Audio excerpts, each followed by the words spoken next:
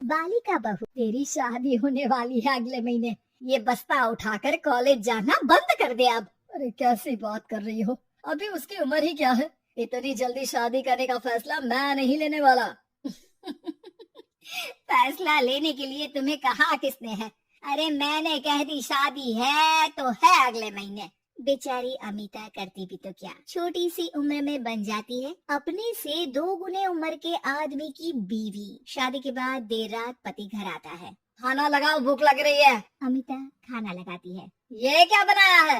वो सारा खाना फेंक देता है। करम ही खराब थे जो इतनी कम उम्र के लड़के से शादी करा दी। तभी वहाँ अमिता की सास आ जाती है। अरे हमें क्या पता था कि ये इतनी कामकाज में ढीली है। इसकी माँ ने तो कहा था रॉकेट की स्पीड से काम करती है। अमिता को आए दिन ससुराल में ताने, गालियाँ और कभी कभी तो मार भी पड़ती। सुन जा, अपनी माँ को बोल 50,000 रुपए भेजे, फ्री में नहीं रखना है तुझे।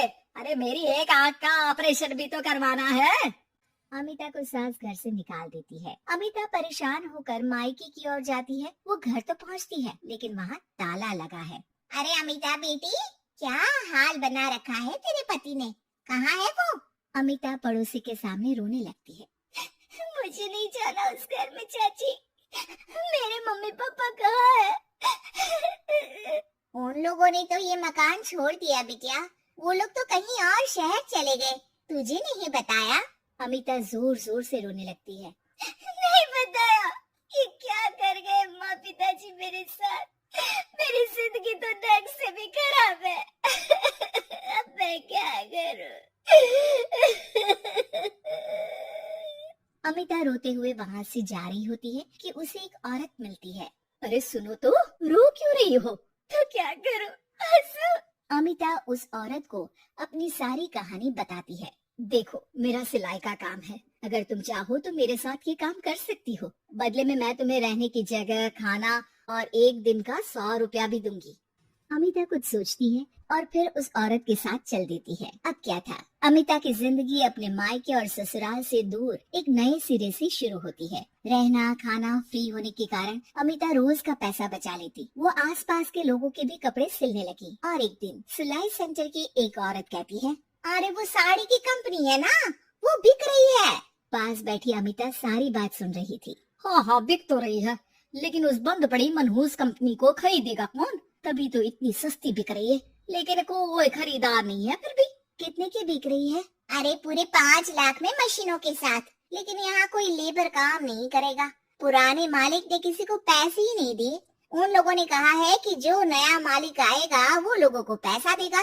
5 लाख। अमिता घर आती है और अपने पैसे गिनती है। पूरे 3 लाख। अमिता सिलाई सेंटर वाली उस औरत के पास जाकर कहती है, चाची, मैंने इतने साल की कमाई में ये पैसे जमा किए हैं। पूरी 3 लाख है। वो बंद साड़ी की फैक्ट्री मैं खरीदना चाहती हूँ। अरे अमिता, पागल हो गई हो क्या? वो 5 लाख की बंद मनहूस फैक्ट्री खरीदेगी, फिर लेबर का बकाया पैसा देगी, और वो फैक्ट्री चलेगी कि नहीं ये भी कोई नहीं जानता। लेकिन अमिता नहीं मानती। वो उस औरत से कहती है कि वो उस फैक्ट्री को खरीदना चाहती है और खरीद कर ही रहेगी। औरत भी अमिता की मदद कर देती है और फिर अमिता के नाम एक साड़ी फैक्ट्री हो जाती है। शुभारंभ वाले दिन अमिता लेबर से कहती है, मैं इस फैक्ट्री को दोबारा खड़ी करना चाहती हूँ। आप लोग इसमें माहिर हैं। मैं नहीं जानती कि पहले वाला मालिक के काम करने का क्या तरीका था, लेकिन मैं अपनी योजनाओं के साथ आई हूँ। मेरे पास आप लोगों को देने के लिए अभी तो पैसे नहीं है, लेकिन मैं वादा करती हूँ 3 महीने में आप लोगों के पैसे ब्याज सहित आप लोगों को दे दूंगी। और ये क्या बात होती है? हम सारा दिन फिर से काम करें और पैसे ना मिले तो हम खाएंगे क्या? सिर्फ 3 महीने की बात है। वैसे भी आप लोग बिना काम के यहाँ नए मालिक के इंतजार में बैठे ही थे। मैं काम करना चाहती हूँ और 3 महीने में सारे पैसे देने का वादा भी करती हूँ। लेबर आपस में सलाह करते हैं और अमिता की बात मान लेते हैं। सिलाई सेंटर से मशीन, सिलाई और कपड़े के ज्ञान में माहिर हो चुकी अमिता सभी के साथ मिलकर खुद काम करती। शहर और दूसरे शहरों में घूम घूम कर साड़ी का डिजाइन दिखाती और ऑर्डर लेती। अमिता को कई जगह से ऑर्डर आ जाते हैं। कई लोग उसके काम को सराहते तो कई आलोचना भी करते। अरे बड़े बड़े व्यापारी बैठे हैं, यहाँ तू कहाँ टिकेगी?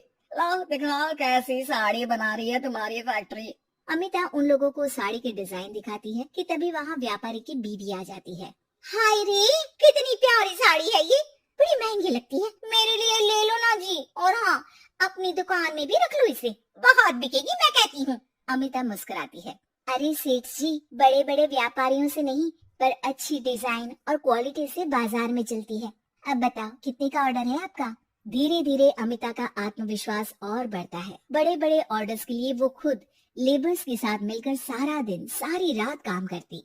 और फिर वो दिन भी आ जाता है जब अमिता को लेबर को पैसे देने होते हैं। मैं आप लोगों से 3 महीने बाद आज के दिन ये बात करना चाहती हूँ कि मैंने जितने पैसे देने की आपसे बात की थी उतने मैं नहीं दे सकती। हम लोग जानते थे कि पर आपकी कंपनी तो फायदे में है, फिर हमारे पैसे क्यों नहीं देंगी? मतलब आप लोगों के बकाया पैसे, ये 3 महीने के पैसे और ब्याज के साथ मैं आप लोगों को 10% का मुनाफा भी दूंगी। सभी खुश हो जाते हैं। मेरा कोई परिवार नहीं है, लेकिन दिन रात आप लोगों के साथ काम करके मुझे आप लोगों में ही अपना परिवार दिखता है। अमिता की फोटो पेपर में छपती है। उसके बिजनेस मॉडल को पढ़ने के लिए कई बच्चे भी उसका इंटरव्यू करते हैं। अब अमिता 1 से 2 और 2 से 4 फैक्ट्री खोलकर देश में बड़ा नाम कमाती है।